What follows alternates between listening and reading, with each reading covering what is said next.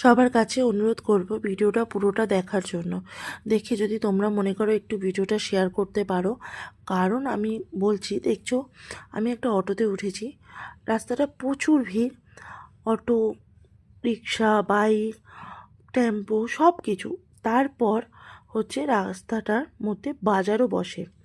তোমরা মেধা মার্কেটের নাম শুনেছো, এটা হচ্ছে সেই জায়গা, বাঁকুড়াটি মেধা মার্কেট। এখান থেকেই দাদার অটোতে আমরা উঠেছি। তো এখান থেকে দাদা, যখন থেকে আমরা অটোতে উঠেছি, দাদাভাই তখন থেকেই ফোনে কথা বলছে, তার আগে থেকেই ফোনে কথা বলছিল। কিন্তু আমরা যে আসলাম 5টা মানুষ, কিন্তু যে ফোনটা রাখার দরকার সেটাই দাদাভাই প্রয়োজন মনে করেনি। দাদাভাই ফোনটা কানে দিয়েই গাড়িটা চালাচ্ছে। ওনাকে বারবার বলা সত্ত্বেও উনি কারো কথা কানে দিচ্ছে না। ওই জন্য সবাই ফেড আপ হয়ে বন্ধ হয়ে গেছে। আজকে বলুন তো, ওনার হাতে আমাদের 5টা জীবন।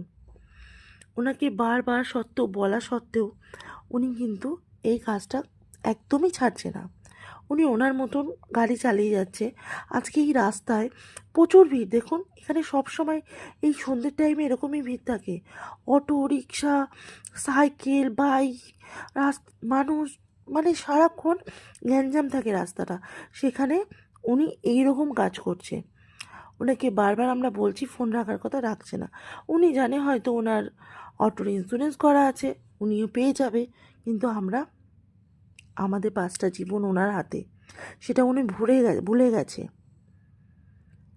এত ভয় লাগছিল ওনার অটো চালানো দেখে, সত্যি বলছি, তখন কিছু করার ছিল না। এবার আপনারাই বলুন যে এটা কি উনি ঠিক করছে? কোনো আইনে তো লেখা নেই এরকমভাবে ড্রাইভ করতে পারে, কিন্তু এরা গায়ের জোরে করছে, গায়ের জোরে পুরোটাই করছে। এখন দেখুন, ফোন রাখলো না, কিন্তু সামনে একজন প্যাসেঞ্জার আবার তুলে নিল। তাহলে কজন হলো? পেছনে 3জন, সামনে 3জন। দাদাভাই ফোনটা কিন্তু কানে এখনও পর্যন্ত নিয়ে রয়েছে, কন্টিনিউ ফোন নিয়ে কানে, দেখুন হাসছে পর্যন্ত, গাড়ি চালাচ্ছে। মানে আমাদের যে এই কটা মানুষের জীবন, ওনার কোনো যায় আসে না। ওনার টাকাটাই দরকার আর ফোনে কথা বলা দরকার। দেখুন, টাকা নেওয়ার সময়ও উনি ফোনে কথা বলছে। আপনারাই বলুন এটা কি উনি ঠিক করছে? আর যদি মনে করেন ঠিক করছে না, তাহলে শেয়ার করুন, যাতে এরকম ভুল কেউ না করে আর।